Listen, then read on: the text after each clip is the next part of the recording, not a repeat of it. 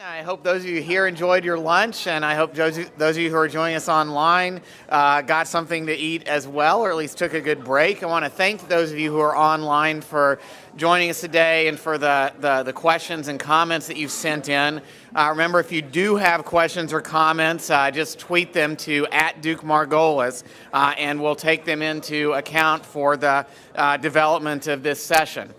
This is our final session of the afternoon on a sustainable path to value-based reimbursement for priority antimicrobials. We're going to talk today about a new model that we've been working on in collaboration with others to reform the way that antimicrobials are reimbursed, with an eye towards alignment with some of the other payment reforms that are taking place in not only the American healthcare system, while it's an important element of healthcare reform here, but also elsewhere in the world.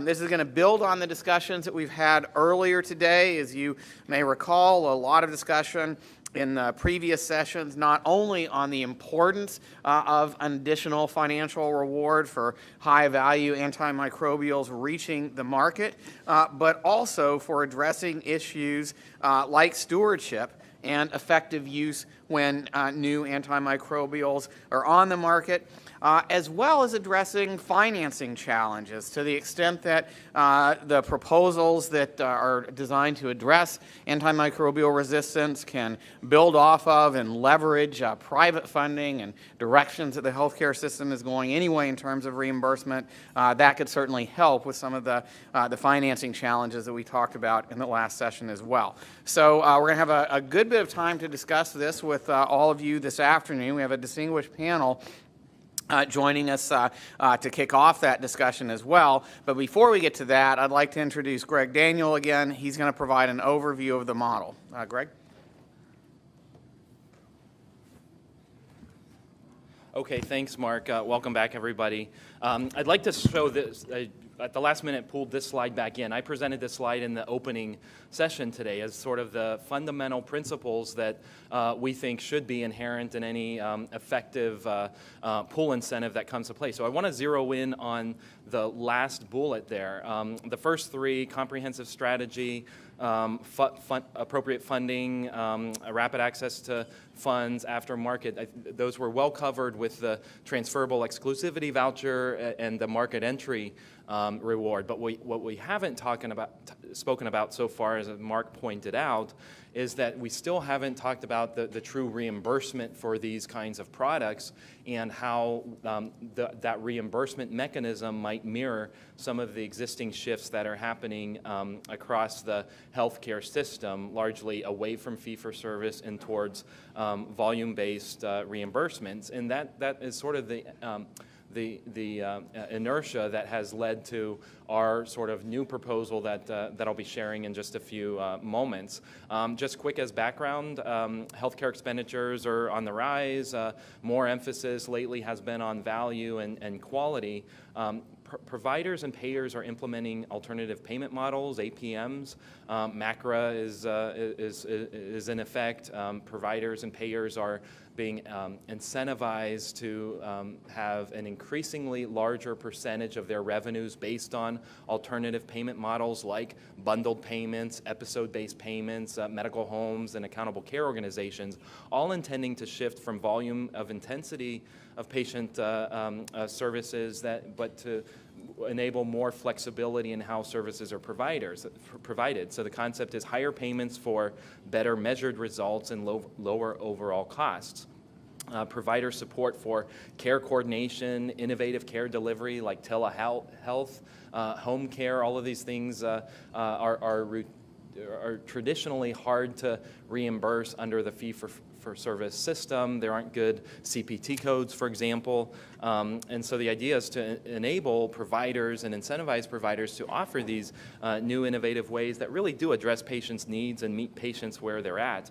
At the same time, healthcare providers who are entering in these new arrangements where, for the first time in many cases, they're taking on financial accountability. So they're thinking a little bit more like payers than they have been in the past, because they're now becoming on the hook for not only quality but also total costs. This is causing a challenge for, as they're seeing specialty drugs coming down the pike, really expensive drugs that may not have the evidence on value that would really address what the needs are. And as Mark pointed out earlier, there probably isn't a different therapeutic area other than antibiotics where it really makes sense to take payments away from volume and more towards value and outcomes. This is a framework from the Healthcare Payment Learning and Action Network, which is a group that, sponsored by HHS, has been looking at categorizing and coming up with alternative payment models across the healthcare system. So not really about drugs, we're talking about physician services, the traditional healthcare delivery. And they have a pretty good framework here that goes from Category 1 all the way up to Category 4. Category 1 is the traditional fee-for-service with no real links to quality and value. Category 2 is sort of an incremental step up. It still includes fee-for-services, but there is some then linking to quality and value through sort of additional payments, paying for reporting, rewards for performance on top of the traditional fee-for-service. When you get into Category 3 and Category 4, that's when we're really talking about the alternative payment models that I mentioned. So Category 3 are things like bundled payments, episode-based payments that have upside and downside gain sharing. Category 4 is maybe the true population-based payment. That might be a per member per month payment that is based and spread across the entire membership and is an amount that goes to providers that they have to care for their patients over the course of the year. With in that framework, there are more incentives for preventive care because you don't need an episode to start to engage a bundle. And by and large, providers are adopting combinations of all of these categories as part of MACRA. So now I'm turning to, okay, so let's think about how we reimburse antibiotics and almost attempting to mirror that framework around alternative payment models. We might think about graduated steps to paying for value for antibiotics. So where we are today are, the traditional fee-for-service payments in the outpatient setting for antibiotics, DRGs for inpatient antibiotics. That's exactly how antibiotics are being paid today. If you think about an incremental step up, you might tie those payments to mandatory antibiotic stewardship programs, as we've seen as a proposal from CMS for hospitals, enhanced payments on top of the DRG. So it's still fee-for-service, but we're trying to pay more for valuable antibiotics and have stewardship. Then the next leap would be actually to implement something like a delinkage model. And so this next step is exactly what we talked about in sessions 1 and 2, market entry rewards, either lump sum payment, staggered payments, or some funding from the transferable exclusivity voucher. And now what we'd like to talk about is how can we take that approach and then move into more value-based payments. So the idea is to have something like a market entry reward where that's available upon launch of a new product that meets one of these the criteria. It's the drug that we really need the most, and so you have that reward and then transition into value-based payments. So sort of the phased-in approach is what we're thinking here. So it's 2 phases of what we're saying. Phase 1 is the market entry reward, which really looks like everything that we talked about earlier today. But there's a built-in mechanism where, and let's take the example of a market entry reward, which is actual payment over 5 years. So the way that this phase 1 and then moving into phase 2 might look like is, the first year you get the full, you get your full $200 million using Kevin's example. Maybe year 2 you get a little bit less, 3 a little bit less than that, and year 4 even a little bit less. And you only get those additional payments if you as a company engage with payers to enter into value-based, population-based contracts. So there you can think of there's an incentive to keep to engage in those contracts with the payers because in order to get the next year's payment from the market entry reward, you need to start doing that. And the other side of this is that it essentially decreases the size of that market entry reward. So if each year you need less from that market entry reward, and you're supplementing that with payments from actual payers based on a per member per month basis, then that might be more sustainable. So this is what the model looks like from a large scale. So it's like phase one. So it still has the market entry reward upon, thank you, upon entry of a new product. Is that all right? Okay. Over the 4 or 5 years. So we've talked earlier about different ways to fund this market entry reward, either taxes, government, private sector, some combination of all of those, essentially going to into that market entry reward, and the company, think of that over the first couple of years, but there is over time a shift and a built-in incentive for manufacturers to then go out to private payers and start entering into per member per month population-based payments.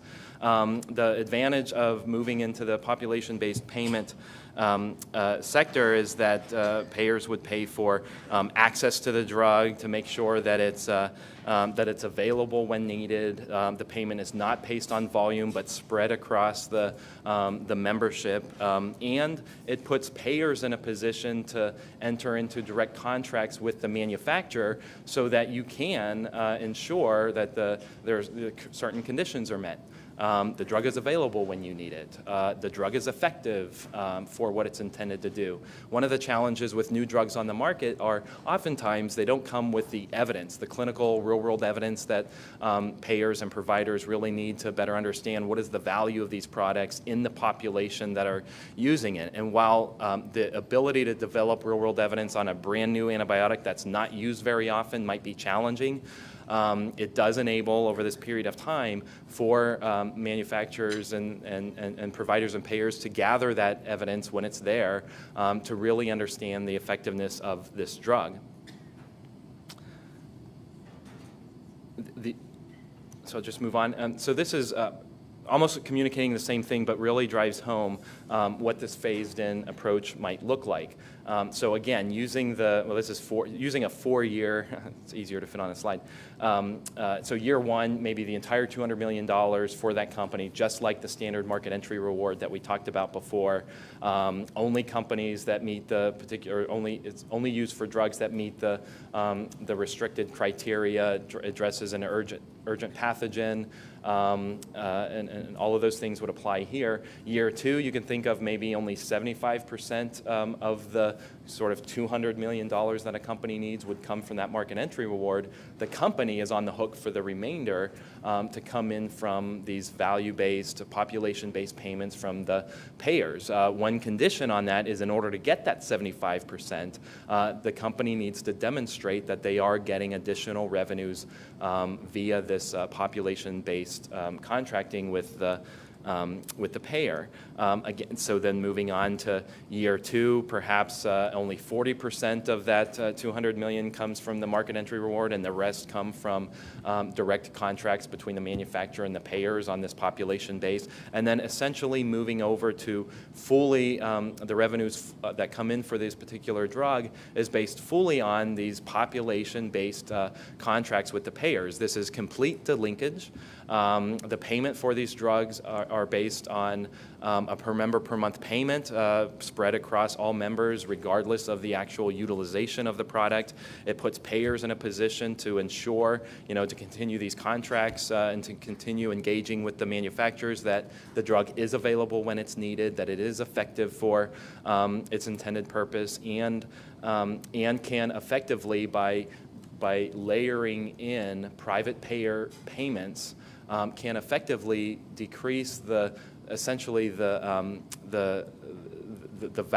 size of the innovation fund or the prize fund that needs to be rewarded. So you don't need a full $1 billion because it's 200 on year one and incrementally goes down to 0 from the reward. So it can make the actual market entry reward piece of it much more feasible to implement and essentially a smaller dollar amount. So that's sort of the opening. There are lots of different flavors to this in terms of how to make it more tenable, how to make it able to be implemented. It does align very well with the kinds of payments that payers and providers are already moving to, population-based, episode-based, et cetera, and can be an effective way for implementation. But a lot of details need to be worked out. We're hoping for a great discussion on what might work, what might make this better, what are some of the challenges, and Mark is going to lead that discussion. So thank you. All right, thanks very much, Greg, for that overview. And again, there's a bit more discussion of this model in the background paper and more to come. I'd like to turn now to our panel for some initial comments, and we'll go through the group that's next to me, and then have some follow-up with the panel, and then hopefully some comments and questions from all of you here and who are joining us online. Next to me is Amber Jessup, who's a senior economist at the Department of Health and Human Services, Assistant Secretary for Planning and Evaluations Office. Next to her is Andrea Gelzer from AmeriHealth Caritas. And next to her is Sherry Ling at the Centers for Medicare and Medicaid Services Center for Clinical Standards and Quality. And then Evan Lowe, sorry, looking further down the line. It's a little bit harder for me to see. This is not only a distinguished panel, but a large panel. Evan Lowe from Paratech Pharmaceuticals, Lynn Marks from GlaxoSmithKline, Kevin Ronneberg from Health Partners, and Edward Septimus from the Hospital Corporation of America, Texas A&M College of Medicine. So we're going to have a range of perspectives on this model and ways to address the challenges that we've discussed in providing both effective and appropriate incentives to support getting these high priority antimicrobials to market and then using them effectively. So Amber, we'll start with some opening comments from you. Great, thank you. It's a pleasure to be here, and because I do work for the government, I want to of course start with the don't take anything I say too seriously. I am not speaking for HHS or ASPE. You're getting my thoughts on these matters. So I actually have a long list of things I want to say, and we've got a big panel, so I'll try to talk a little quickly. So first of all, I wanted to mention the ERG report's been mentioned several times already today, and ASPE and FDA actually co-funded that report. Extensive work from FDA, multiple centers. ASPE spent working on that report. I think it is phenomenal. Love it. Some of the best work we've done. At the same time, I do want to caution against over-interpreting the results. I think you should keep in mind that as we were developing the numbers, we were looking through sort of the best sources we could find. We were talking to industry. We were really working hard to come up with the best numbers that we possibly could. But to even call them average numbers is probably being a little too generous, because there were a lot of pieces in there that we had to pull together. So I do think you want to be cautious about saying, well, it tells us X number is the right number, because the model was challenging, and I think while models are useful, they're also often wrong. So I also want to mention that when you're thinking about pharma being profit maximizing entities, they're going to be looking for what's their lowest cost path towards meeting the criteria that we set forward to win that incentive. And so where we're looking at sort of these benchmarking costs, they're likely to be looking for how can we do this at their lowest cost way to achieve that X list of criteria that would be set out. And so with Brad working on this project, sort of shared that sort of pessimism about the pull incentives. And so the fact that there are such high costs of capital in pharma, that it takes so long to bring a drug to market, and that the path from preclinical to marketing and reaching the successful stage is such a low probability, that means that the value of incentives that are won upon marketing are greatly reduced by the discounting, by the low probabilities of success, and these long time frames. And so it makes it very difficult if we're really looking at incentivizing this very early preclinical innovation. That makes it really, really hard to do. And I think companies, when they're starting from that preclinical phase, they're looking for like that clear path forward. How can we start and know if we make this huge initial investment that we're actually going to get to a successful product at the end? I also think that when we're talking about these incentives and we're talking $1 billion or $2 billion for each time we award an incentive, and then we're talking about likely awarding it multiple times per year, you know, $1 billion here, $1 billion there really starts to add up. And so I do think we need to think about, well, how are we most effectively spending these billions of dollars? And I've had lots of conversations with people at FDA where they talk about, we have this amazing data where we see that companies are going awry that we cannot share because of confidentiality. And so I think it's a real concern that we're going to be investing billions of dollars on this investment that we won't see any sort of these externalities of information for 10 plus years until the drug gets on the market, and companies are going to be competing with each other and not sharing information. And so as an economist, I appreciate the value of incentives and competition to get people moving forward in the right direction, but then you also have to think about those losses that come from, you know, no sharing. There's no free riding on one person developing the information there. Another point I want to mention is this targeting issue, and so how we define what would be eligible to receive a prize or whatever. And as a government person who works in ASPE, who gets tasked with FACAs and all that all the time, I do not want to be responsible for billions of dollars. I do not want to be responsible for picking the people who are awarding these billions of dollars. That's a tremendous amount of responsibility.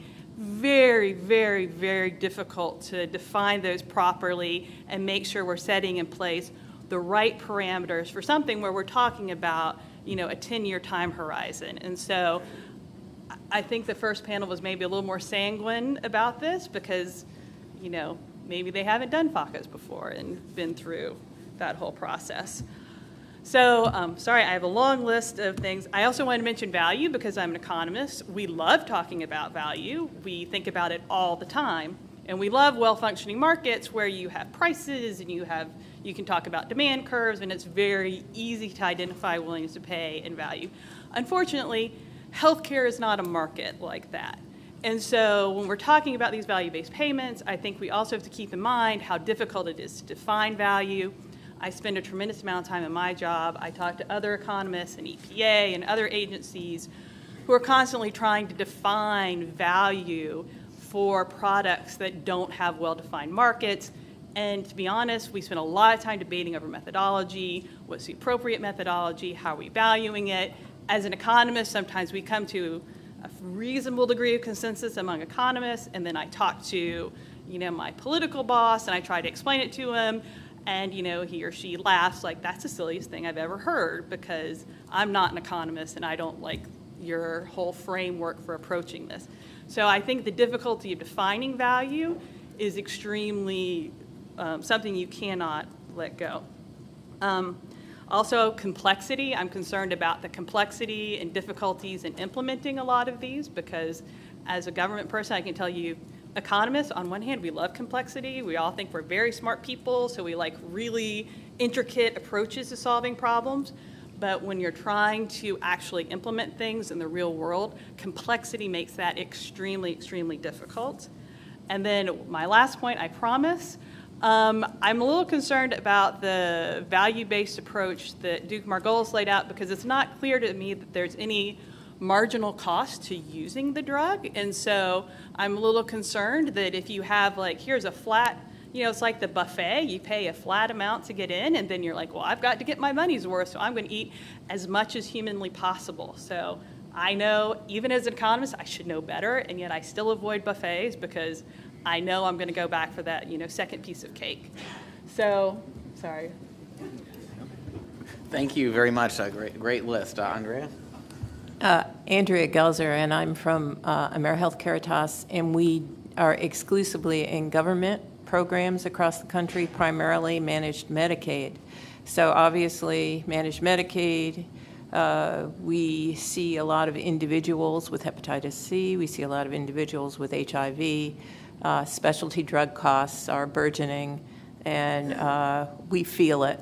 The state governments that dually fund us also feel it. So we're looking for value-based solutions all the time, and value-based solutions that really do lead to improved patient outcomes for the individuals that we serve. So we're concerned. This was a very interesting model, Mark, and we're a little concerned about the sustained funding of the model, in that insurers seem to be the solution here. And I think we've delinked the sustained funding in the value base. I mean, the insurers are not the prescribers. So unless we have some guardrails that really include, tight utilization and registries and formularies, I see that this might actually worsen the issue and the cost to our plans and to the states if we don't have those in place. And again, reimbursement should be really based solely on how the clinical outcomes are achieved. And the alternative payment models that are being developed through the LAN for CMS and others are, we're trying to move people to Category 3 and 4 population-based models, where the practitioners, the providers, actually take downside risk.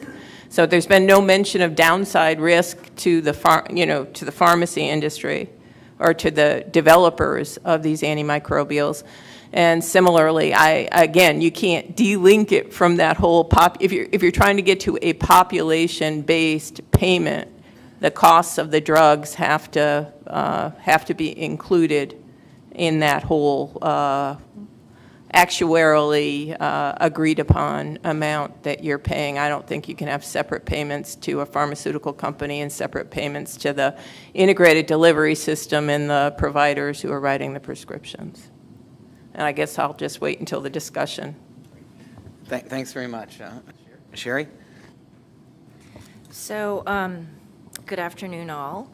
And so I'm actually going to really approach this more from the clinical perspective, but I do want to compliment Greg. That is probably the best presentation on the evolution from fee-for-service to value-based designs that I've heard by a non-HHS person. So congratulations. I think you have all the key elements there. Whoops.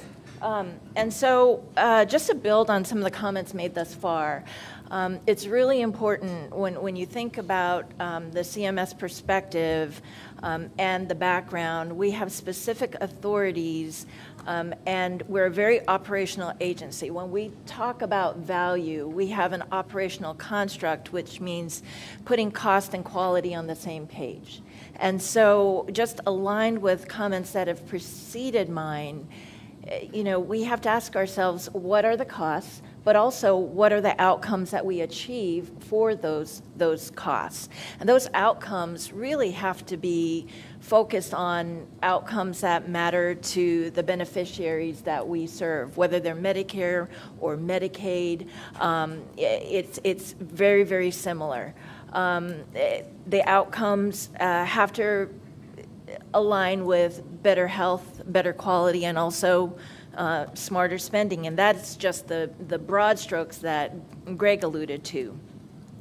Now, as far as the payment landscape shifting, downside risk is a real part of the alternative payment models. And in fact, if you were to divide alternative payment models into those that would be considered advanced alternative payment models, which is what we're trying to encourage providers towards by way of a positive payment adjustment, those would include those models that have shared downside risk and achieving quality metrics and real and meaningful outcomes, and also using electronic health records in a meaningful way. So there are alternative payment models and there are advanced alternative payment models, but the downside risk being an integral part of what we're trying to get to. I do think, being that the stage 4, which is about population-based payments, is probably of the different payment constructs, fee-for-service versus all the way in the evolution, probably the best aligned with what your model is talking about. I think the limiting factor that we have is that we have to base policy decisions upon evidence, and also paying for products and services that are reasonable and necessary that already exist, right? So we have to have data on the products. So it would be insufficient to would be beyond the authority to pay for products or the promise of products that don't quite exist yet. So I think, providing the evidence is really an integral part. It is the basis for not only payment decisions and determinations, but for coverage and for quality, and quality, again, being a critical part of the value construct. Now, as far as incentives then, I would also argue that there are incentives that currently exist, but the incentives focus on doing the right thing, right? Providing the service that then translates into improved benefit or outcomes for the patients that we serve. Keep in mind that, as an example, the inpatient quality reporting program, which is built on the prospective payment system for hospitals, that quality reporting program already includes measures of infectious conditions such as skin infections, catheter-associated bloodstream infections, and urinary tract infections, all of which require treatment. And so, by not reporting on these important events, there could be a payment adjustment in the downstream, downside adjustment for hospitals. So there's already incentive to pay attention to infectious disease. There is also, though, incentive to pay attention to signs of overtreatment, such as Clostridium difficile, methicillin-resistant Staph aureus, and the like. But in addition to the inpatient quality reporting program, there are also payment adjustments through different legislative authorities that, again, focus on doing the right thing, being aggressive in our treatment of infectious diseases, but also being thoughtful about when is too much and the downstream consequences or risks of overtreatment. So I think there are incentives that do exist already, but I do want to also come back to a comment that was made in an earlier session, because this is about the inpatient quality reporting program and value-based purchasing and hospital-acquired condition reduction programs, but that is all quality that's set above the floor. And it was stated that, and it is true, that we have finalized antibiotic stewardship as part of the COPs for long-term care facilities and nursing homes. Now, just so that people understand what this means, this is the bare minimum of the expectations that then would be surveyed to, but stewardship is one element of the COPs, so it would not be likely that violation of one element of the COP would translate into, non-payment. So just to provide context for that. So, and I will stop there. Thank you. Great, thank you. Very helpful comments on the CMS context for reforms in related to quality and value generally, and issues in how antibiotics might fit into that. Evan? Okay, great. Thanks, Mark. Look, it's a real privilege for me to be here today. It's an extremely important topic, and like many of you, I've spent a good deal of my adult life here trying to bring new antibiotics to physicians and patients. I'm a physician by training, a cardiologist, and in my 20 years of academia, I was primarily associated with adult heart transplantation and lung transplantation programs. So there wasn't a single patient that I ever cared for that didn't actually require a life-saving antibiotic as part of their ability to actually have a long life after receiving solid organ transplantation. So the need is clearly there. And then I pivoted into big pharma, spent many years there, and now I'm at a small biotech company that we have a late-stage IV and oral antibiotic that we are moving through phase 3, and we are one of those companies that, from a market entry award standpoint, think it is massively valuable for us. One of the things that has not been mentioned here is that when antibiotics get launched, unlike some other products that are out there today, such as antihypertensive medicines or antidepressant medicines where uptake curves can be almost linear from day one, we have to get on hospital formulary. We have to have the imprimatur of the hospital pharmacists as well as from the ID physicians to say that this is a safe and effective drug and something that we want in our system. And that takes 1 to 2, even 3 years for us to actually get on formulary. And that's a massive amount of work. It's a massive amount of time. And our uptake curves, we described it as a lazy S. It takes a long time for us to get there. So for the first couple of years for us as a small company, none of our investors are ever happy with our uptake curves. It just doesn't happen there. And so for us to have some ability to actually have some reward for that, ultimately to give us the time to actually build our credibility with regards to efficacy and also safety, I think is really, really important. But that being said, I think that the other point that I wanted to focus a little bit on today too is that as we talk about stewardship, I'm still a little bit concerned that the dialogue remains heavily focused on slowing the emergence of resistance, which I believe in. I think it's really important in terms of the judicious use of antibiotics, but I think there's still a little focus given to the need for effective, safe new agents. And I think getting those new agents into the pipeline is extremely important.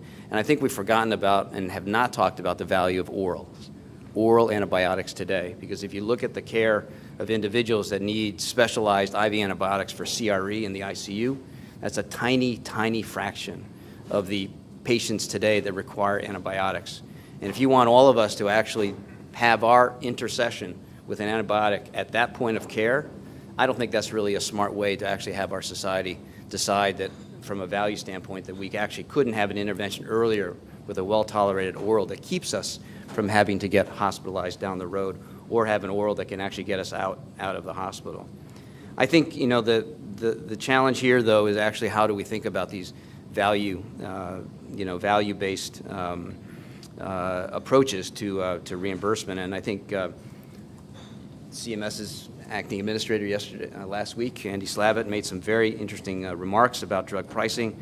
But I think his comments basically showed that I think the agency and I think other agencies around are interested in actually partnering and actually trying to figure out a solution for this particular space, which I think is great, especially given the unmet needs. And I think when you look at value-based systems, I think it's a great place for us to actually get smarter about and figure out how we can apply it broadly. But I think we have to be careful about it being a one-size-fits-all. I think that's really, really important. Remember that antibiotic payments and ultimately the life-saving therapies that we provide is not bypass surgery, it's not a hip replacement, it's not a knee replacement, where a lot of this data has been currently generated down the road. And I think we really need to think about, avoiding that specialty drug tiering system, because that to me feeds right into this issue of prohibiting access or limiting access. At the end of the day, bugs always win, right? We need access to new technologies, and the best choice that any of us can make is an effective antibiotic that eradicates the resistant pathogen that's at risk, whether that be in the outpatient setting with an oral or in the hospital setting with an effective IV therapy. I think Mr. Slavitt also told us to tell our value story, right, at the end of the day. And I think that goes right along with it. And I think if there are pilot programs, if there are specialty projects that we can actually put together along with CMS or other agencies, I'd be the first one to put my antibiotic in there. Because I think if you believe in your antibiotic, if your antibiotic makes a difference and cures infections, why wouldn't you put your antibiotic in there to find the right patient population that would have that benefit? My final comment, just as a piece of food for thought for all of us as well, is that if you look at the payment system that we have today for medicines, our payment system is based upon chronic therapies. It's based upon payment day by day for hypertension, for diabetes, for depression. Our payment system does not recognize or have a way to think about interventions with pharmaceuticals that cure diseases. Think about the grief that people that Gilead went through relative to their hepatitis C portfolio today. The grief that they got for the payment that they actually asked for relative to curing hepatitis C. I'll let your comment, Andrea. I think that one of the challenges here is that, if you think about it, if you take the 10-year view or the 12-year view, the 15-year view, you avoid what? Recurrent hospitalizations. You avoid end-stage liver disease with encephalopathy, multiple hospitalizations for variceal bleeding, and ultimately liver transplantation. So I think as we think about, how do we want to think about our value-based systems, let's think about interventions that actually cure diseases and think about maybe is there a more creative or innovative way. I don't have a solution myself. I'm just putting it out there as a thought. But as we think about curative therapies and taking the long view, as opposed to the year-over-year budgetary way that sometimes providers actually have to manage their budgets down the road. So thank you.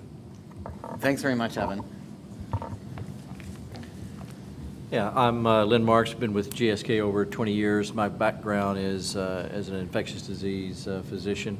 And I think probably the second week on the job at GSK, we talked about the difficulties and the issues associated with this topic.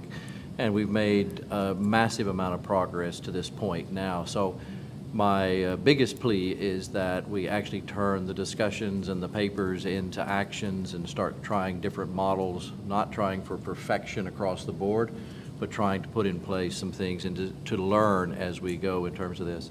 And I can't help but believe that BARDA could play a major role in being part of that, at least for the U.S. Situation. And then at a macro level, we think of what's important in terms of trying to get back to a vibrant global R&D enterprise focused on solutions in this space. And I think that all of these designs, we need to keep the players in mind in terms of the biotech companies, the middle and large pharma companies, and those companies that have exited the space, as well as the generics companies. We're not a generic manufacturer, so I have no ability to speak on their behalf, but we should keep in mind what that looks like. And I think this model is one of the few that shows an opportunity that there might actually be a value stream that could be transferred over into the generics arena. Now, the problem with that is for those antibiotics that are very low volume, there's probably very low opportunity for transfer. So then whose accountability is it to maintain that sterile IV supply chain that John was talking about earlier and the cost inherent in that? Because I think payers are wondering, so why am I being asked to perpetuate these things that very few people need? And there's 5 or 6 of these at a time. So I think that's going to be a complicated space. In terms of the companies that have left, most of my friends and colleagues that back in the heyday when it was a thriving piece are now ex whatever that large pharma was, and I don't find them at the meetings as much anymore, and I don't know that we can even find out what it would take to get them to re-enter the market because the people who we're talking to are not actually very interested in the subject, and they may well not be very knowledgeable about the subject. So that bothers me a great deal because I'm not sure the magnitude of what we're discussing causes a large pharmaceutical company to go hire chemists and biologists day one, starting on a new target that Brad identifies will be an issue 10 or 15, 20 years from now, hoping that all these models will be in place and that it'll all work out fine. I also think that we shouldn't take for granted what we already have in place. So the push mechanisms are enormously positive, so we shouldn't lose that in the mix of conversations around pull incentives. And the regulatory agencies, as compared to the 15, 20 years ago, have made huge advances in terms of trying to work with companies to bring these forward. So not just to get those things lost in the conversation. I think in this model, I like the market entry piece, and if we layer on what Kevin talked about earlier, I mean, it doesn't preclude that. I know for the simplicity of the slide, it's not necessary to add in all that. But I think there's a component that you layer on to that market entry, because I think you do want the manufacturer to stay engaged in the life cycle of a product with new indications, new formulations, new presentations, and also new combinations. Mm-hmm.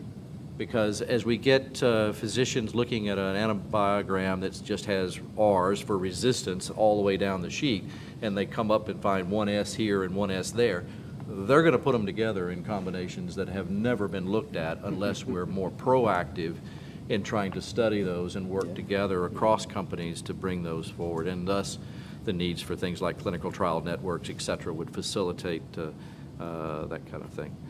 The late-stage acquisition piece, you know, I was talking with Brad after the comments there. I think for me, obviously biased from a large pharma point of view, if Evan, for example, brings forward something and I have no market incentive, then what I can pay Evan is probably not enough to keep him interested in selling it to me. That's right. But if I know that the valuation, and he knows that the valuation has a number, then you can get into an actual negotiation as to where the value distribution lies.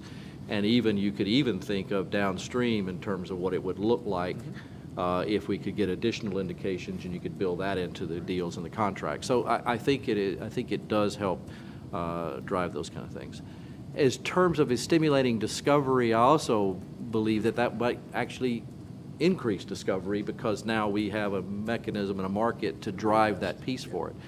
But there also may, and I'll continue to pick on Joe and BARDA, there may well be a role for BARDA in terms of also stimulating with the push mechanisms on some kind of milestone approach during the discovery phase of trying to come into the clinic and moving it forward.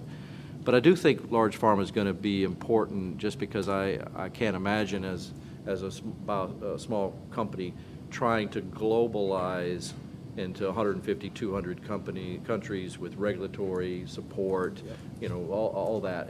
That is a massive equation to try to calculate and cover the volume of that.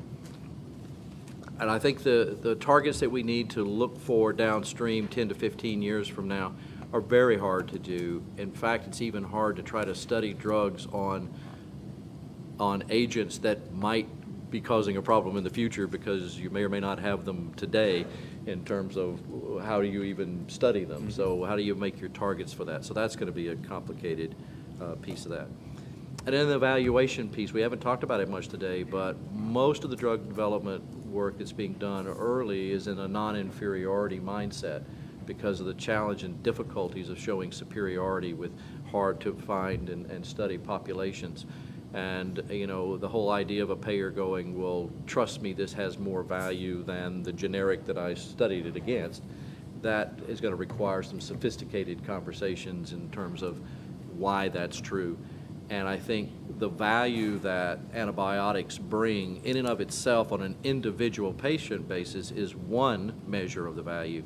But the other value that we don't talk much about is the enablement of other technologies and approaches. So we mentioned transplantation, you know, the ability to give cancer therapy, the ability to put in artificial joints and hips. Just the ability to advance the whole space is underpinned by the ability to manage the infectious complications associated with those technologies. So what is that value, and how do we express it in the context? So thanks very much for allowing me. Thanks very much for the comments. I think Kevin's next. Good afternoon. You'll hear that I was doing some research on infectious disease this past weekend. I might cough a little bit as I go. So hopefully no one takes that home with them today. I believe I'm in the post-viral cough stage at this point, so hopefully not contagious to anybody. I'm with Health Partners, and for those of you that are familiar with Health Partners, we're based in the Twin Cities. We are a nonprofit organization that's consumer governed. We are both payer, provider, and purchaser of healthcare. So we really have multiple stakeholder views within any conversation within healthcare. The question often gets asked about being vertically integrated, staff model HMO. We are about a 30 to 35% overlap of individuals that have our health insurance, use our care delivery system, and vice versa. So we're contracting with other payers and we're contracting with other providers. So it's a bit of a unique perspective that we have.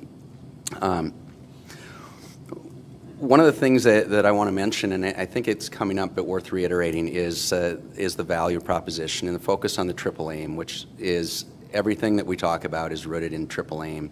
And we run into trouble when you start getting to the definition of value.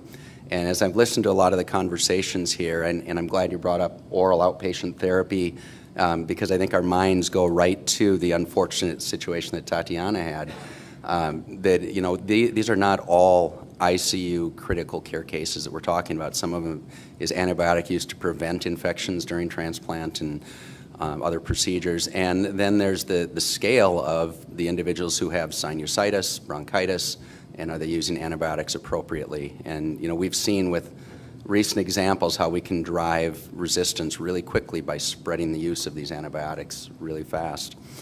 And I think, first of all, thank you for bringing up a very complicated topic, too, that has so many different ways of approaching it.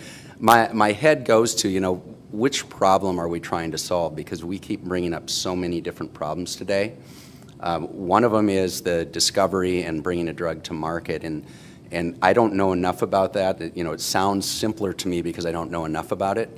But when you get to the point of who's going to pay for it and how are we defining value, I think Lynn brought up a really great point, which is, you know, trust me, it works. You know, we're responsible to the individuals paying premiums and the employers who are paying the bills. And they're trusting us to ensure that we're paying bills for things that are evidence-based and are being utilized in an evidence-based fashion and demonstrating outcomes. And so I think one of them is, does it work? And then the second question that, you know, we're kind of dancing around, and the $1 billion number starts to get at it. But the transparency about what is the cost of drug development. You know, everybody's margins in healthcare along the entire continuum of who's involved, you know, the margins are getting tighter and tighter and tighter. And there's a lot more transparency around what are some of the hospital costs. TMS is publishing data routinely. There's some other private organizations that are starting to publish data on costs. And I think that's one of the other pieces, that if we're looking at a PMPM type model, we're being asked to enter into an agreement for 1 drug, 2 drugs, 10 drugs. I mean, I don't know where it ends. How do we define value when we don't know what the expenses are and we don't have anything to compare it against in the market? And I also think about, I've been a medical director for the Twin Cities Marathon for almost 20 years, and we have vendors that approach us there with solutions, and it's, we'll just add $1 per runner. And that's everybody's solution. And so I think of that here as well. You know, pretty soon it's, you know, hey, for only $1,500 you can run this race. And look at all the great things that, you know, that are available that you probably won't need. So that's where one of my concerns is what are the guardrails around what drugs this applies to? When do they get pulled off? How many more? So if we get 800 drugs in the pipeline, they all come to market, is the expectation then that it's a formulary discussion? And you know, there's a lot of effort that goes into negotiating those contracts as well. So we can't lose sight of the fact that doing something different, negotiating a different contract in a different way, takes a lot of time and effort. The complicated fashion of this too, you know, I think a lot of you in the room may understand this, and you've all seen pretty Venn diagrams get drawn about the stakeholders and alignment of stakeholders. You know, one example is we, as our organization, participate in 2 of the 18 next-gen ACOs that are running. And when you actually look at the number of lives that we're managing within that model compared to our total book, it's really tiny. And yet what we have to do is try and apply all the things that we're doing to transition into a value-based model of payment into a completely capitated upside downside risk model for a very few number of people that affects not only the way that payment occurs, but the way care gets provided. I have a lot of thoughts on other things too that are maybe a little more reactionary. So I'll just pause and I'll pass it over to Ed here. Great, Kevin. I appreciate the thoughts, and glad you're over that upper respiratory infection, or at least getting close. I'm the last. Clean it off. I'll try not to be redundant, actually. Lynn mentioned a few things I was going to mention. Kevin mentioned a few things, and Sherry did. I want to take this from a little different perspective. I'm the medical director of infection prevention and epidemiology at HCA, which many of you know is the largest private healthcare system in the world. We have 169 hospitals and over 100 ambulatory sites. We have no ACO. We don't really have any vertical integration. I actually teach at Memorial Hermann as part of the Texas A&M system, and we do have a very successful ACO. So very, very different models. But we have 50,000 independent physicians at HCA. So I'm going to come this more from the physician perspective. Now, Sherry mentioned the tremendous strides we've made with HAI reduction and the fact that this is now part of value-based purchasing and reimbursement to hospitals. That's to hospitals, and reducing HAIs are primarily multidisciplinary and primarily fall more on hospital employees than it does on physicians. So I'm going to take this in a totally different direction, and I'm going to talk about this from the physician's perspective. Because unlike HAIs and other issues, the power of the pen rests with physicians. And that's the group that we are trying to change prescribing behavior. And that's a pretty tall order. So what's the attribution? For instance, if it's a hospitalist in the hospital and they change every 2 to 3 days, what's the attribution for inappropriate use of antibiotics? Not that simple. What's the accountability? Do we have accountability based in this? In general, we don't in this area. Do we have good measurement around antimicrobial use? I would argue we do not at this time, unlike HAIs. Now, there's a SAR measure, which I think Brad got at before, the standard antibiotic administration ratio, which NQF did pass, and I think, Sherry, you did put out for comment as a potentially publicly reported measure. Did I get that correct? I want to make sure I'm correct. Okay. So that's the first step of having something standardized, but we don't have that kind of measurement. The next issue is, what's appropriateness? How do we define appropriateness? Now, maybe somebody in this audience can do this, but I've struggled with this. We've worked with the CDC to come out with certain things about what's appropriate to treating urinary tract infections, simple pneumonias, staphylococcal infections. So we don't have a really good handle around that. We don't have very good risk adjustment, which we do for HAIs, and SAR may be an exception to that. And then the next thing I'll mention, as we bring new products to market in the anti-infective area, is we have to start looking more at the microbiome and its effect on the microbiome. Those of you who probably know the literature on this is just exploding. And I think Marty Blaser would be very happy if I said this. But as you know, obesity and many other non-infectious diseases are relating to changes in the microbiome, which may be lasting with inappropriate use of antibiotics.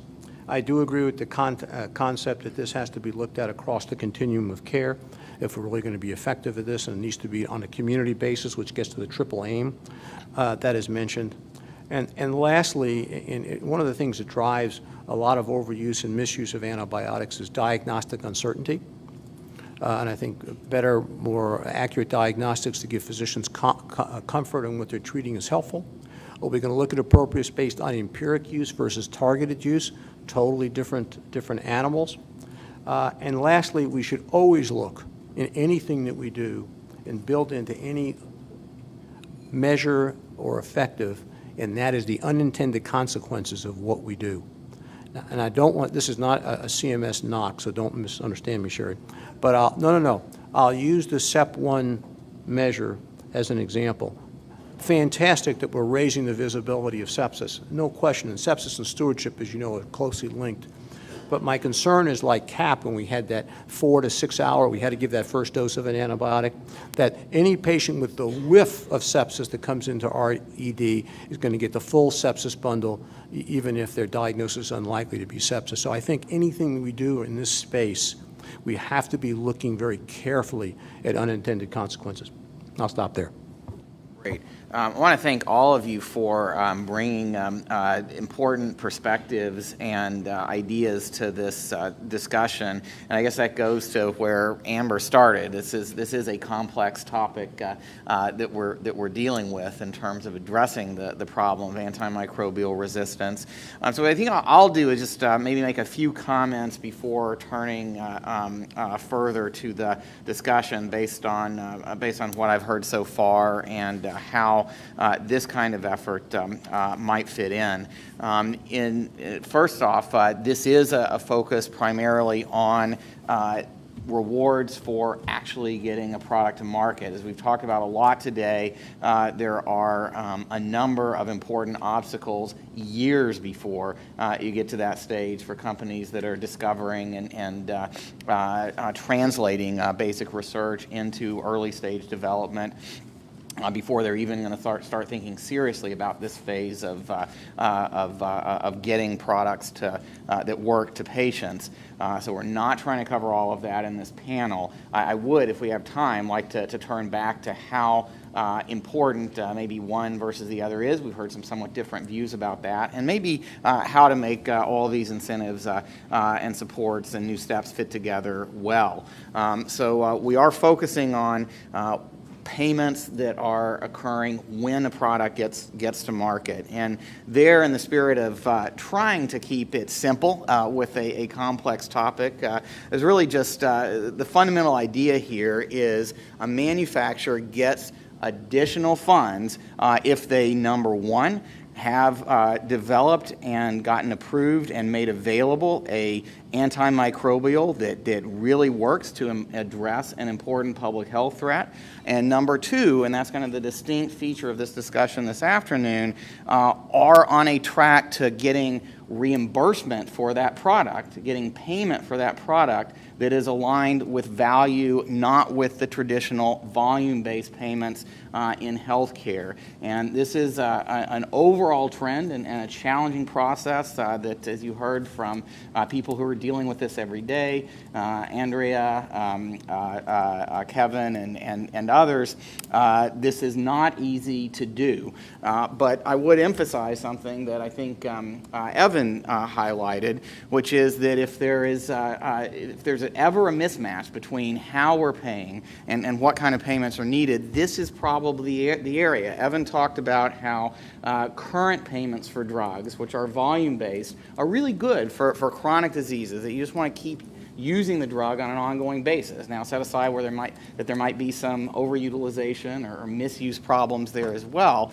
but this is something completely different. It's, first of all, as Evan emphasized, about curing a disease, so a treatment that you would take only for a short time. But I'd go even further than that in this case, Evan, and emphasize this is about prevention. So the main value that comes from these new kinds of antimicrobials is not to the patients who are actually getting the resistant infection, the horrible condition, and need a life-saving treatment. That curative treatment is really important in itself, but it's really about preventing those kinds of infections from spreading more broadly in the population. And that idea of trying to move from treating a chronic disease and volume-based utilization to trying to head off problems early or even to prevent them in the first place is what much of the effort around payment reform and transforming the healthcare delivery system is really all about. So there is, I think, a fundamental fit there. That's the core idea here. And then,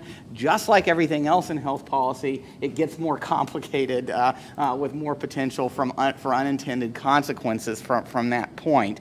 And we discussed a lot of those today. I just want to emphasize that, as in other areas of payment reform, if you were going to apply these same kinds of ideas is to high priority antimicrobials, it would probably be a gradual process too. So not moving suddenly from a fee-for-service payment system like payers have to deal with now for antimicrobials, suddenly into a flat amount coming from payers, but maybe some steps along the way.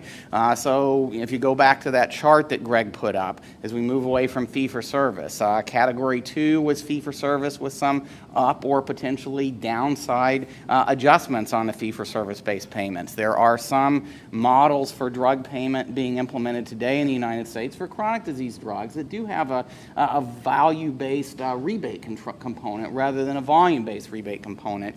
And the idea here would be to maybe align that rebate, not with volume, but with what really matters for effective use. Is the antimicrobial really working, and is it being used appropriately? And I do want to come back to the real challenges with how you actually measure that. How do you implement that that in a contract? Would also add that there are ways to potentially go further than Category 2 into the alternative payment models.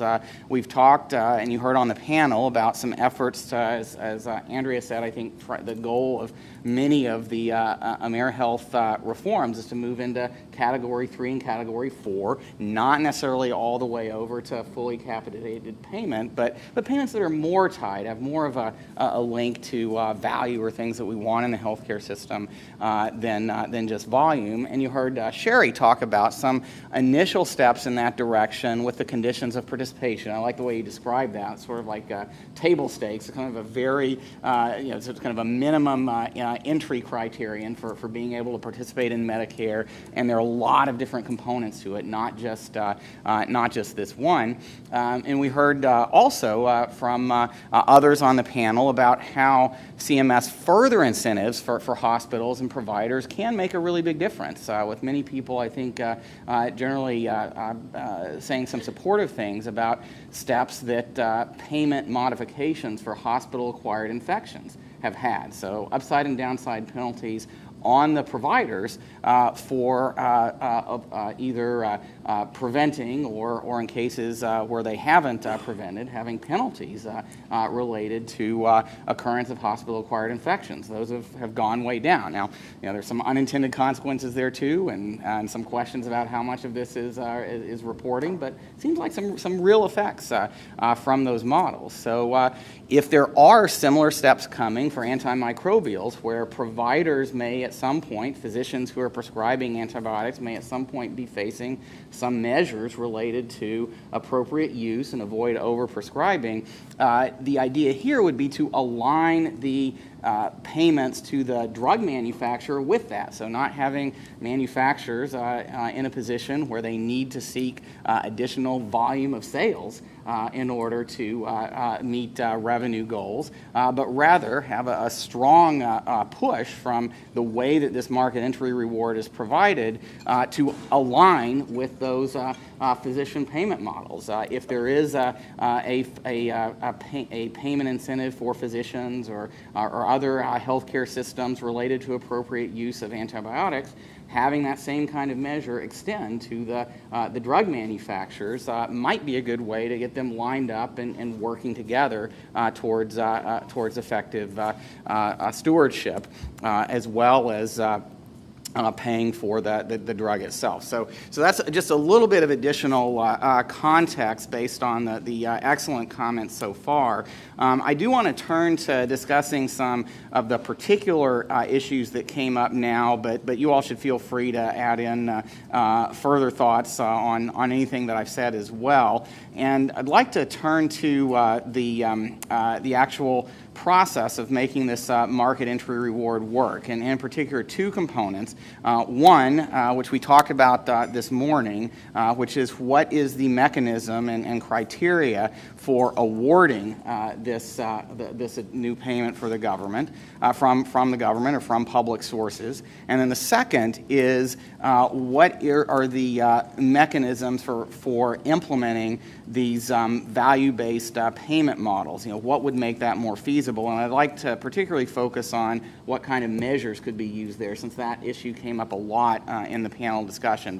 But first off, we did have some discussion this morning about what criteria could be used for determining a product that is good enough to qualify for an entry reward for a new antimicrobial that meets a critical public health need where a effective antimicrobial is not available now. Amber, I think your comment was, well, there's some discussion about that this morning, but it seemed a bit sanguine from the standpoint of both what government entity might take responsibility for that, and it sounded like your view was, unlike I think Brad said this morning, a half hour or so an hour meeting, half an hour for tea might be enough. Maybe a little bit different perspective on that. So maybe I'd like to start with further comments from you about that topic, but then I'd like to hear from others on the panel. So we're just talking about what gets you the award to begin with, and then we'll talk about how these payment models might be practically implemented along with it. But please go ahead. Yeah, you have no idea how long it takes us in the government just to set up a meeting and establish a committee. and there's no tea. Yes, and I've actually gone out and bought coffee myself for these meetings because we're not allowed to use any government funds. So it's not easy. So yeah, I think that as I mentioned, was a substantial issue. And then I also think that we have to keep in mind some of our other initiatives like LPAD, how that would work in with having the information that we need at the point of marketing to make these kinds of decisions. And so if we're trying to push towards these more streamlined, let's get this to the market faster, but then we want to make these really high stakes decisions about their value, the time they're being marketed, well, these are almost like two contradictory goals here, and so I think that is also adding to the challenge. If you want all that data upon approval, you're necessarily going to add some more cost to your clinical trials to try and get the cost-effectiveness data. If you're interested in quality-adjusted life years, which have their own issues around acceptability, that's a whole nother set of endpoints and thinking that you need to do. If you want to do some follow-up trials, then that also adds cost and then adds complexity in reassessing. And so, great, thanks. Other thoughts on anybody else have any sense that it might be easier to set these criteria, or thoughts on how to make it as straightforward as possible?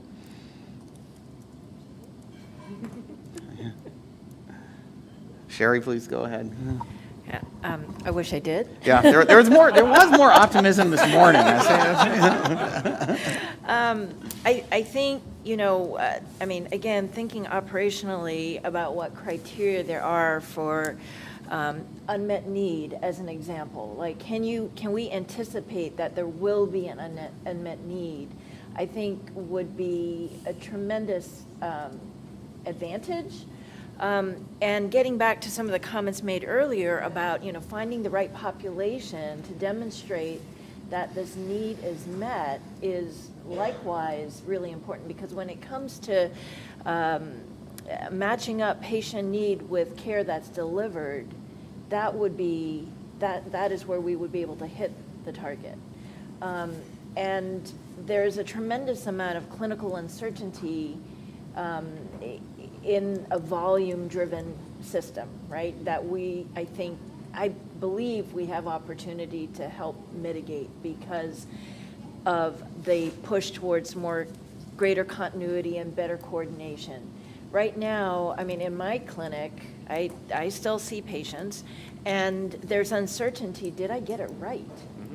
Mm-hmm. And it's not as simple as to think if I had a diagnostic product. That's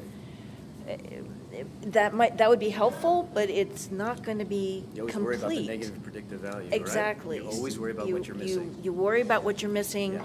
And it ends up being over-treatment or under-treatment as opposed to getting it right. So, that's just some thoughts about this.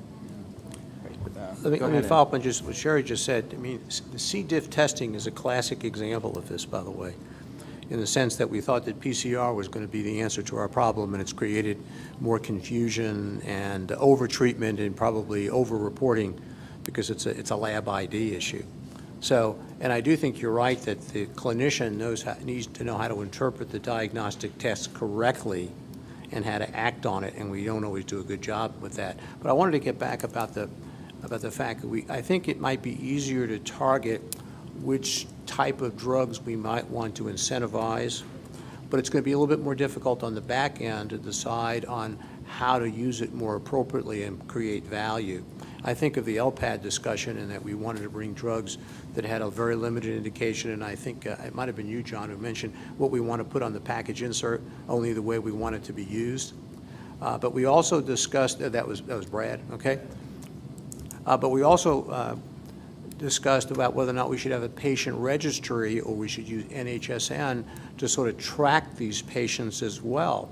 So it seems to me that we might be able to create a list of desired products and new target drugs, but it might be more difficult to do the back end or the pull as to which of these drugs have value, because we may not have all the information we need to actually define that. So there might be a delay to get that information.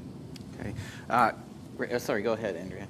No, I mean, following on that point, I mean, first of all, as far as criteria, I mean, I'm sure that we're looking acutely for emerging and already with us superbugs. So we want, so those antibiotics that address, cure those kind of infections would be top of mind on my list and might be worth incentivizing with a market entry reward and other, value-based system. That said, then you have to think about what are the measures that you're going to follow. And I really do think a registry is almost imperative. I know they're hard to, they're really sometimes very hard and difficult to report on. But you really would want to know that, that for what indications, was there a culture, a culture-driven result that ultimately, showed that the drug was indicated?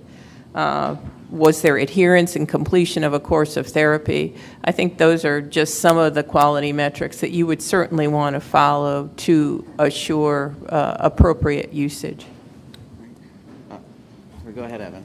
I would just say that, as you think about the pipeline, 37 products and looking at the probability of survival of those to get onto the market, it's relatively a small number. I mean, through the phase 1 through the phase 3 route, compounds die because of safety, tolerability, abnormal PK, and at the end of the day, not even working in phase 3, which is a huge disappointment. So if you had to look at the total dollars in the context of our $2 trillion annual budget, and someone used this phrase one time, which I love, which is this is budget dust. I mean, when you really think about it, for a life-saving therapy, I think having this kind of market entry award given to QIDP products that are actually, because we have to actually apply for what the unmet need is, so we have to designate what that is. Some could say that some are broader than others. But one of the ideas that may have come up in one of the Duke slides for us to think about is maybe part of that award is actually mandated through the sponsor, the company, to actually participate and fund some of these outcome studies and to look at and the registry to track and to do that. And I would be happy to do that. I think that to me makes sense because I want to know how my product does. In fact, at the end of the day, if I believe in my product and it actually does either prevent hospitalization, even going beyond your prevention, but preventing hospitalization, which is massively important, or allowing patients, if you have an IV and oral, to get them out of the hospital sooner before the day 3 to day 4 where the DRG sort of goes negative, right, in terms of what hospitals actually gain, then you create, getting them out of the hospital actually gets them away, gets patients away from contracting more resistant bugs by staying in the hospital longer. So I think there's a multiplicity of benefit, I think, by having these surveillance programs, but having an incentive that the sponsor actually has some skin in the game, and maybe that's part of the mandate as you give this incentive that they have to actually participate in go-forward prospective surveillance and looking at discrete outcomes that you can measure, hospitalization rates for certain types of diseases, because at the end of the day, I wanted to mention what Ed said. Ed said, there's this debate between targeted therapy and empiric therapy. I'd use the phrase targeted empiricism. Targeted empiricism being aimed at patients in your system that have certain comorbidities that you can agree on that lead to an elevated risk for a poor outcome. typically with an antibiotic. That means that they either can't tolerate it or they, in fact, will go on to have, just like Tatiana had, went from staph infection to sepsis or staph infection to a pneumonia. And in fact, in the community setting where you have community-acquired resistance today, you almost never have a diagnostic bug in your hand. So you always are playing that probability game, right? And so at the end of the day, you want to have an effective antibiotic that can actually deal with the majority of the bugs that are going to be relevant there today. So as we think about it, I think there's probably, Mark, some discrete outcomes that we could actually put our hands on that are objective, measurable, and not debatable. Good. Lynn?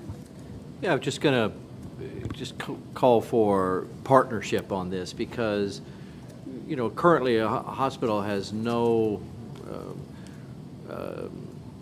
reason they need to share that information with us. We might be required to put in place a program to collect the data, but they're not compelled to give us the data. And there's lots of issues around sharing information around resistance rates that they're already sensitive to. HAP VAP's going away because we're, penalizing people if you have it, so all of a sudden it doesn't exist anymore. So I think we're going to have to, you can hold us accountable for many things, but we have to have partnership agreements in terms of how this will actually be implemented. Otherwise, the data is going to be pretty messy, inconsistent, spotty across whichever hospital system does or doesn't comply, et cetera. So I think the whole idea of what stewardship from the side of the pharmaceutical company, what does that look like? Because I can't tell Brad he can't have my antibiotic if he feels like he needs it, as much as I might want to tell him he can't. What do we need? I think that's some more dialogue there as well, and the whole promotion stuff. I mean, there's many layers of issues as to things that we've asking the pharma side to do that we don't actually know how to do.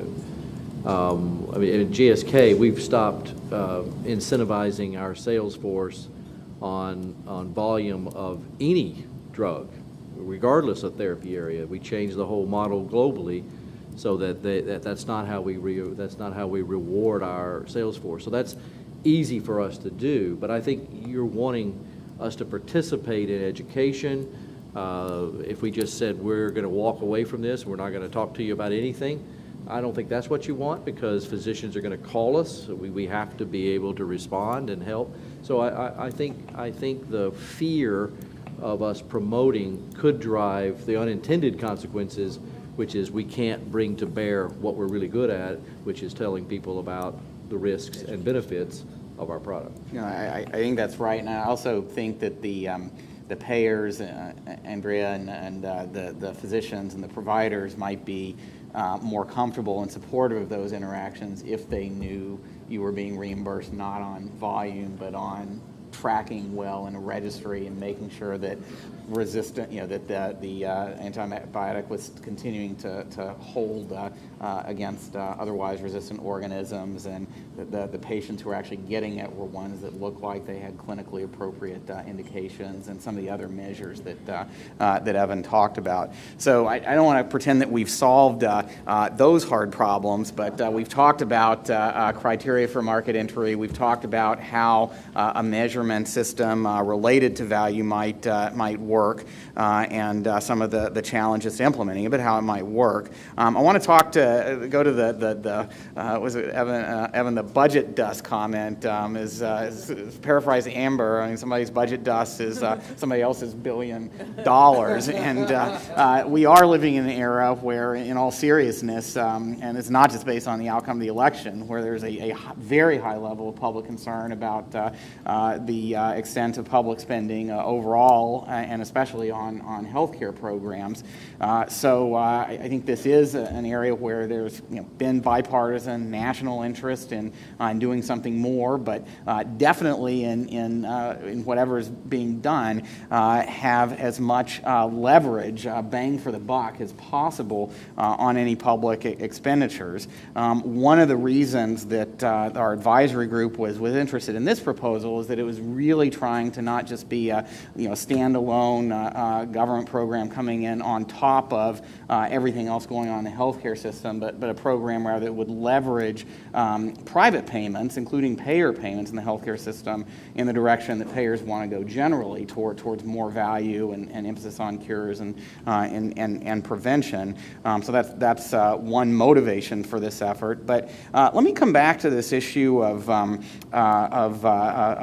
financing the biggest bang for the buck. Let's say you could get $1 billion in new spending related to the urgent threats and growing threats of antimicrobial resistance. Where would you put that? Would it all go? Would most of it go into the market entry reward? Sounds like not, from what I'm hearing, that maybe some sense that it needs to be distributed across. And so I'd like any thoughts about how to allocate funds and how to make sure that any funds that do go to market entry are as leveraged as possible in building on private initiatives, maybe drawing in funds from nonprofits or other entities that care about this problem. Any thoughts about this topic? Well, here's one idea, which is that I take that money and put it into market entry, but I would ask the question, is there a partnership that we could build with the private side at the same time? As opposed to all of it coming from the government, let's say any one market entry award being, let's say, worth $200 million, you only get that $200 million if you can match it with a $200 million investment from a private payer, or maybe you split the 200, 100, and 100. So there's a private payer in the mix as well. And so there's a little bit of a shared burden here, but then as part of that, there's a commitment to do a demonstration project. It can't come just as unfettered, open-ended cash. You have to actually put in a demonstration project to show that your antibiotic actually saves lives, cures lives, prevents hospitalization, earlier discharge, or prevent comorbidities, reduce need for ICU days, or what have you. And I would put the burden on the recipient to some extent.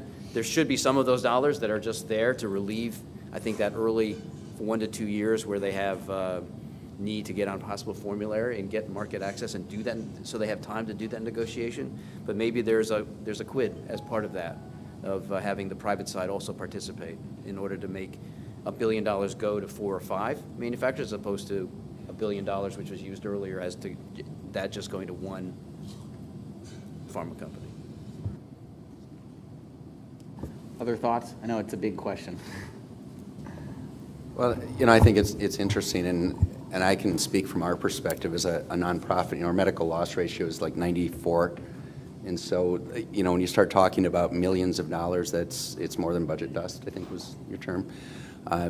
So you may limit the pool of players quite a bit when you start talking about the dollars and investment on more of the proof of effectiveness and the research on the front end, where a lot of the community health plans, for example, just can't play in that space at all.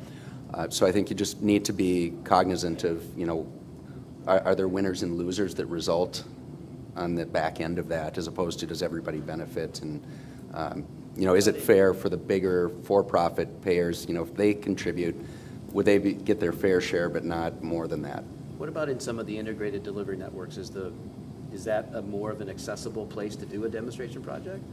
I'd say from an access to patients and data, it's ripe for that.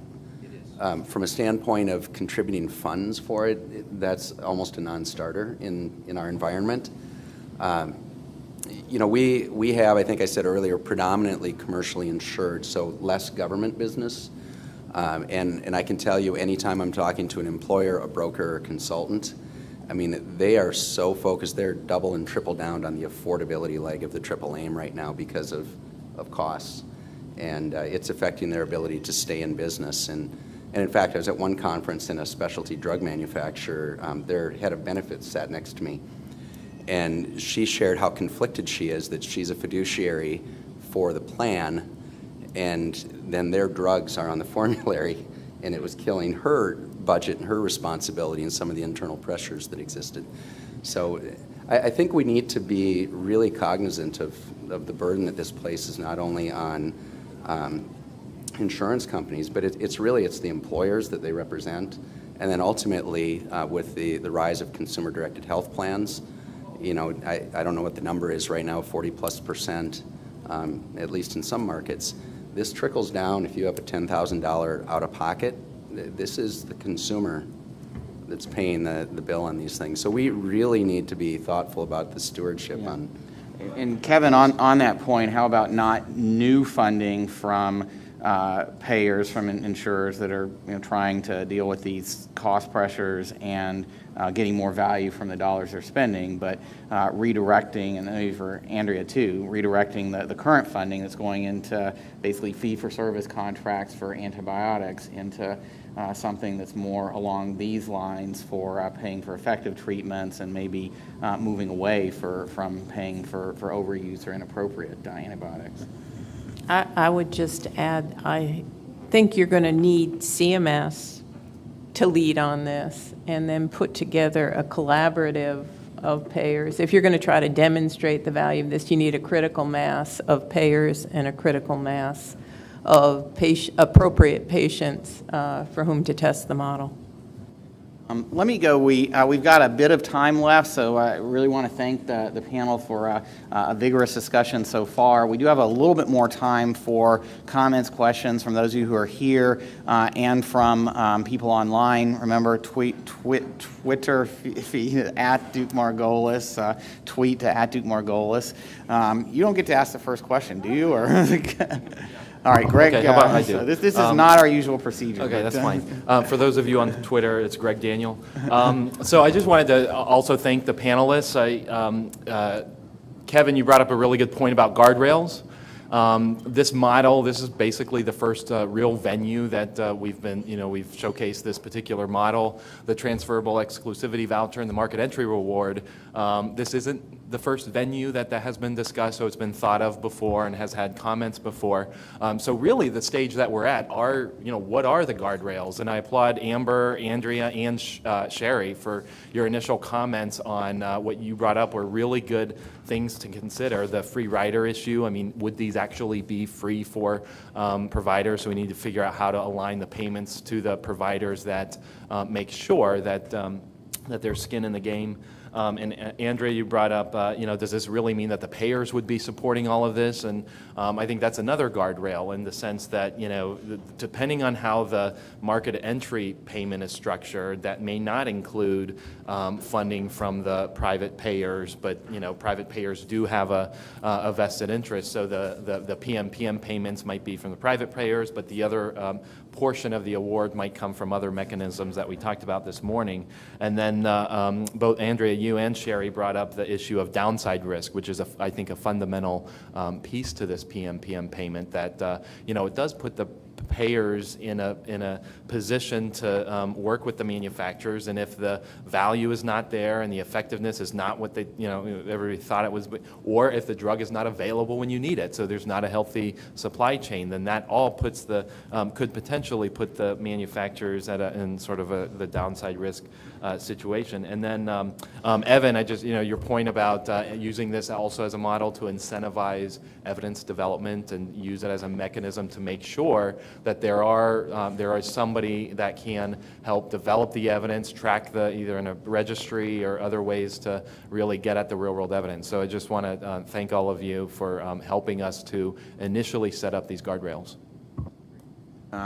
Thanks, and all important points. So over here, and then we'll go to John. Hi, Eugene Sun, Melinta Therapeutics, and just like everybody else, I disavow that my comments reflect my organization, even though I'm not part of the government. So first of all, I'd like to thank Duke Margolis for pulling together this incredibly difficult multi-stakeholder discussion. I've been to 2 of these now, and it's actually pretty remarkable how everybody has sort of stepped out of their parochial interests and risen to sort of the higher level of discussion. And so just wanted to say that. I guess my question is, as I listen to this discussion about value, I think we all see that there is direct value and indirect value, as you mentioned, prevention and reduction of hospitalization and so on and so forth. And it's all very rational, but I'd just like to ask the panel how they think about this, what I would call the tyranny of the immediate, okay? And the tyranny of the immediate I'm referring to is immediate in time and immediate in place. And what I mean is, I'll give you my example. So we're a privately held antibiotic company. We have a late-stage antibiotic that we just filed, and then we have an early-stage program which is in preclinical research, okay? And my tyranny in the immediate is I got to feed the late-stage guy, okay, all day long because it is late-stage. And really the question relates to this notion that there is value in novel antibiotics that is diffused throughout society. But talking about it here and then having somebody pay for that when the value is diffuse seems a little bit naive, okay? And I would ask you to think about the hepatitis C example, where in my mind, you know, $84,000 to cure a disease is like a no-brainer of a bargain. And if anybody has ever taken care of a cirrhotic patient and realized how involved that is and what that ends up costing, it is a no-brainer to cure that disease for $84,000. But in this whole debate in the last few years, as these drugs have come out from Gilead, AbbVie, and other companies, I haven't heard the discussion other than about the price. So it hasn't been there in the public dialogue. And I'm just wondering how realistic it is for us to have the same kind of public discourse when we start introducing these concepts publicly. I think we sitting in this room together understand the dynamics, but you know, I think last night is a great example of one group of people looking at the same thing as another group of people and coming up with totally different conclusion. So my question to you is, if we can't have a value discussion around hepatitis C that seems holistic, okay, how optimistic are you that we can have that around antibiotics? If anybody on the panel wants to take a first stab at that. I'll take a first stab at that. And I'm more hopeful for the discussion around antimicrobials for the reason that with the example of hepatitis C and curing disease, there's a couple of things. Number one, you can be a carrier and never manifest the downstream complications of having hepatitis C. You might never develop cirrhosis. You might never, right? Wait, let's let the panel go. So, yeah, so there are some costs there, but it's a long-term play. It's a disease that you're preventing expenses that might be 10, 15, 20 years down the road, or may never occur when you're talking about transplant or some of the end-stage consequences. And I think that's a difficult conversation when you start talking about how care is paid for. So someone might be employed at one location and incur the $80-some thousand for treatment, and then they go somewhere else. And so you get to an employer who's self-funded and may have 800 employees, and that's a big hit. They get 4 or 5 of those in a year. That's a really difficult discussion to have. And the difference here is that this is more immediate. Someone gets sick, the benefit occurs short term. That's not taking into account the broader population health impact, but you can measure a little bit better the shortening of hospitalization, the prevention of infections, the complications with transplant and device implantation and so forth. So I think there's enough of a difference to at least start the conversation. Let me go to Amber and then Lynn. So I actually think it's a really interesting case because around the same time we had the new cardio drugs come online, and Praluent, I can never say the drug names right, and Sovaldi. And it's interesting because the new cardio drug that's a chronic treatment hasn't really seen much success because there were so many concerns around the budget that insurers really set in a lot of, barriers to using it. There's difficulties with reimbursement. And so even though it's a chronic, usually you would think, we all thought this was going to be a huge budget issue. It really hasn't been. Versus Sovaldi, I think that's a case where we should have been all celebrating the amazing innovation and look what we've accomplished. And instead, I think people saw that, look at all these people we can't treat because it's not going to fit into our budgets. And so I think the visual there was, we've got a patient pool that's this big, and we can only treat this many people, and people are focused on what we're not achieving. And so that's, I think, a huge frustration there. I actually think in the antibacterial space, you sort of have the same sort of population size issue where we can tolerate a much higher price if the population is sufficiently small that we can contain it within our budgets. But certainly when you get a case like Sovaldi where, states are saying our whole Medicaid budget cannot go to just treating this one disease, I think that's difficult because then everybody's focused on, look at all the people we're not treating. All right, Lynn and then Andrea. Eugene, I think you're right to have the caution because, this isn't going to be easy, right? I think if I have reasons for optimism, I think it's because of the global context in which this issue is being raised with the reports, here, there, and yon, and the UN General Assembly. All of this is bringing a lot of light to bear on the topic. And I think that maybe if it's holistic in terms of, using vaccines to prevent infections, good hygiene, infection control principles, decreasing a third of the unnecessary antibiotics and 50% outpay, maybe there's more of a holistic ability to see the money transfer in a more constructive way to support it. And then I guess just flashing back quickly to the question Mark asked earlier, where would you put that $1 billion or anything? I think the focus now is if a biotech startup comes and gets funding from CARB-X and then shows progress, moves to get funding from BARDA, and then approaches a large pharma that doesn't have any ability to show value for that other than it's going to be a money-losing proposition, all of the CARB-X and BARDA money that the government put in has been wasted.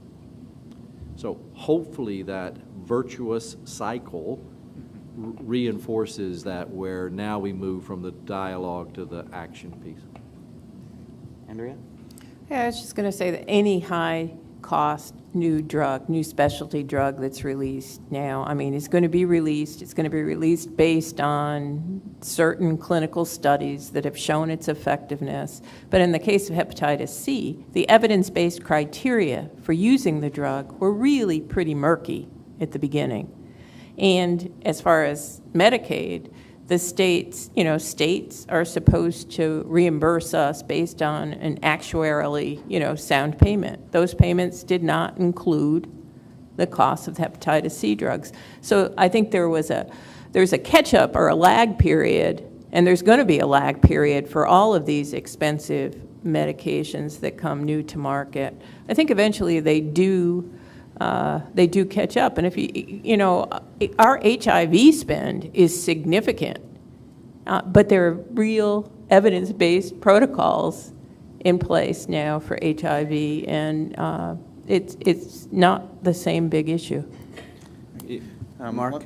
Yeah, go ahead, Evan. Just one other thought, Eugene, is that I think the era of pilot high and sell it cheap for antibiotics is gone. And I think we, as the stewards of that particular space, need to really be, right out front of that and say, look, we want it for the right patient, for the right resistant pathogen, and at the end of the day, that I think a price point for value needs to actually be justified. I don't think we can get away from that in today's world, and so partnerships, like Lynn said, with the various different health systems, CMS, HHS, et cetera, I think they're going to be valuable. But, at the end of the day, you need people like, here's a quote that I pulled down from last year from Ezekiel Emanuel, who's oncologist, bioethicist, vice provost at the University of Pennsylvania, was in, I think, the Obama White House.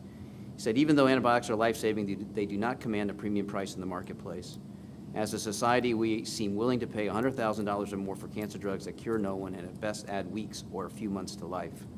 We are also willing to pay tens of thousands of dollars for knee surgery that at best improves function but is not life-saving. So why won't we pay $10,000 for a life-saving antibiotic?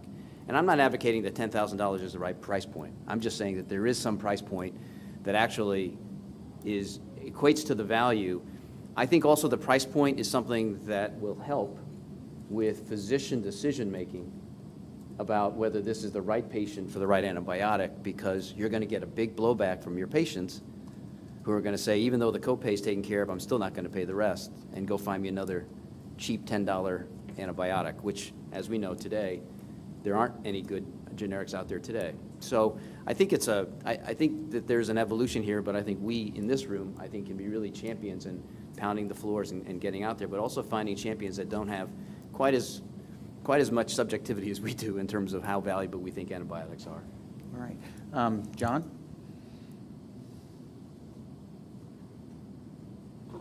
John Rex here. Thanks. This has been a good discussion. I'm going to continue the theme of effectiveness versus efficacy and value. And actually, there's a New Digs workshop on this question tomorrow and Friday in Boston, where one of the two case studies is an antibiotic. So I'm hoping desperately that I'm going to learn something about how to think about this, because I think this problem is harder than that even up until now in this conversation we have addressed. Early on in the use of a new antibiotic, the use is going to be very limited, and it's effectively going to be like third-line cancer chemotherapy. It's going to be used in a situation where other things aren't, you've struggled and things have deteriorated a lot. And so my experience with it is that basically what you get early on is anecdotal garbage.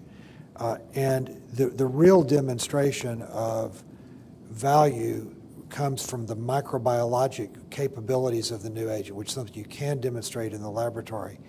And a large part of the registration of new antibiotics is going to revolve around validated animal models, in which you actually demonstrate a clear utility of the drug in an animal setting. And because it's only in the animals that you can do the experiment that you want to do. The experiment you really want to do is prove to me that this works in an infection when a putatively resistant antibiotic doesn't work. Is it only in the animal models that I can set that up and deliberately do that? So could it be that for antibiotics, we need to talk not about the effectiveness of an antibiotic, but about the potential of the antibiotic? And maybe it's that different word, because when you get it registered, you're just not going to have a lot, the human experience is going to be relatively small. And yet the animal model and the preclinical experience can be very large, that it has the potential to be used when you have a very bad bug. But you're not going to have anything close to the kind of data that you might normally think you would have at this point. And you won't, and if it were easy to generate those data, we would generate them, but you're not, if we're doing our job well, we're inventing the antibiotic before there's enough disease to make it easy to get at this data. So it's a frame shift here. That's actually, I think that's my argument, that we should be thinking about this in terms of potential effectiveness, not measurable in real time. And if any comments on that, but just to pick up on our earlier discussion of what a registry might be used for, I think among the elements listed were things like characteristics of the patients who were using the drug, to see how well that aligned with the label and the available evidence from studies, which, as John emphasized, likely to be particularly imperfect in humans.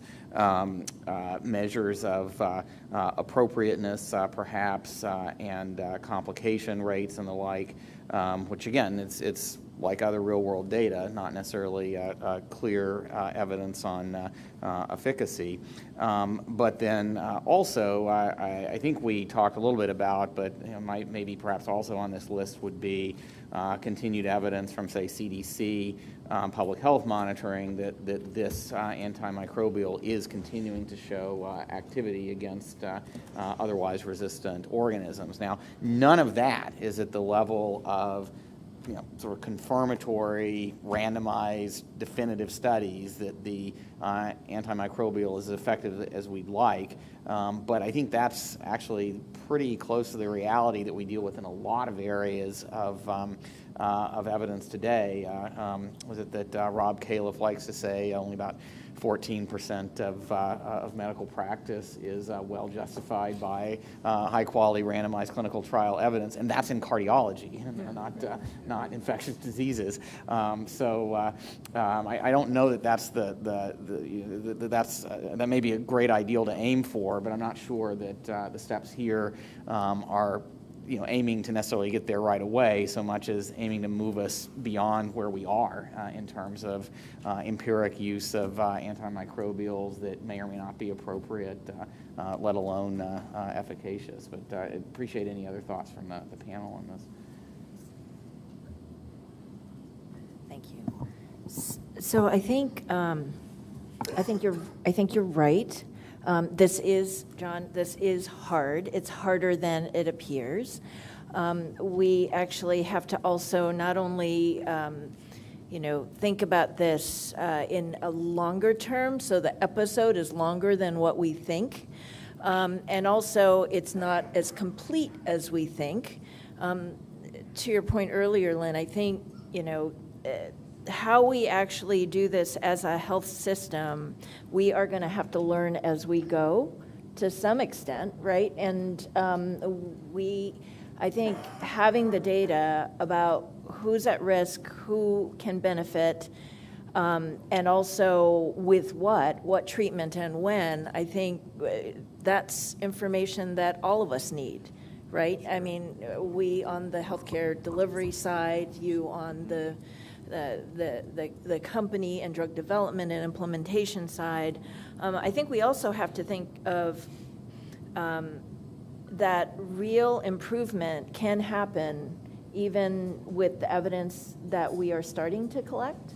I mean, if you think about, the reduction of healthcare-acquired infections as an example, I think in 3 years, there are like 50,000 lives saved, and 1.3 fewer healthcare-acquired conditions, right, that were generated in a hospital, and most of them being infections and drug errors and things.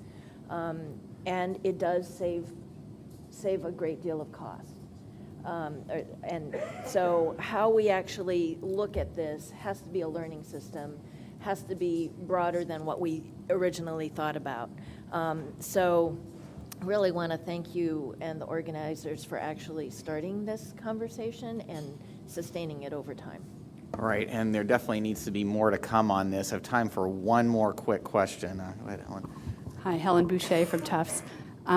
Great discussion. I just wanted to add a little bit based on some discussions that have happened in the past 6 months at PACCARB and other places. There is some vision for collecting these types of data via the antibiotic use module of the NHSN, and our colleagues at CDC are very much committed to this, and I think many of us, Dr. Fowler and I were just discussing, are very supportive of that as a means to collect these types of data rather than starting something new, like some kind of a new registry. There's a lot of history where that hasn't been such an effective sort of process. Some other ideas I think that could be really innovative in the early post-approval phase of looking at new drugs in the value kind of way would be some of the novel strategies like the DOOR that incorporates both efficacy and safety in ways that measure really what patients care about and can differentiate one drug from another, other Bayesian-type models that could allow for distinction rather than what we see in a non-inferiority type design, for example. Great suggestions, and I think we're going to end on that positive comment or hopeful comment, optimistic comment, constructive comment about the path forward from here. I would say it's been an excellent discussion. There will be, I think, some opportunities in 2017, building on the legislative interest so far for action on this issue. But as we've talked about today, there is some real concerns about some of the existing ideas that are out there. And I want to thank not just our panel, but all of you who have come together today on this complex topic to really think about further steps to find practical solutions, not only clarity about why this topic of addressing antimicrobial resistance needs to be an important national and global priority, and what can be done about it, but more clarity about why any particular steps forward are efficient, are highly leveraged uses of government funds or government activity, if that is going to be involved, to achieve this public health goal. So more to come. I do have a few more things I want to say, but right now, before we wrap up, I do want to give a special thanks to our panel for making this discussion possible. Thank you. All right, so we've covered a lot of ground. As you think about what's coming forward, what will go forward from here, we're planning on taking this feedback, this excellent discussion, to refine these options for addressing incentives and supports for valuable antimicrobials actually getting to market and being used effectively and efficiently. We do plan on issuing a final report building on all this work soon, within the next month or two, in time for that policy discussion heading into 2017. In the meantime, I want to thank all of you who are able to make it here today, all of you who joined us on the webcast, and thanks for the Twitter questions and comments too. We would like to hear about any further comments or ideas at Duke Margolis or at our website if you have further thoughts. And then a special thanks to the members of our antimicrobial advisory group for their time and effort in getting to this point and making this meeting a success.